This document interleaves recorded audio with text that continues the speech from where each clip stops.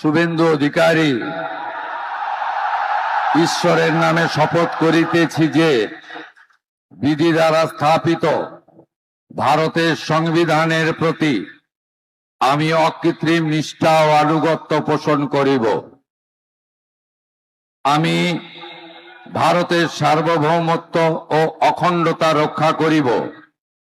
পশ্চিমবঙ্গ রাজ্যের মুখ্যমন্ত্রী রূপে আমার কর্তব্যসমূহ নিষ্ঠাপূর্বক এবং বিবেকসম্মতভাবে নির্বাহ করিব এবং ভয় বা পক্ষপাত, প্রীতি বা বিদ্বেষ রহিত হইয়া সকল শ্রেণীর জনগণের প্রতি সংবিধান ও বিধি অনুসারে ন্যায় আচরণ করিব।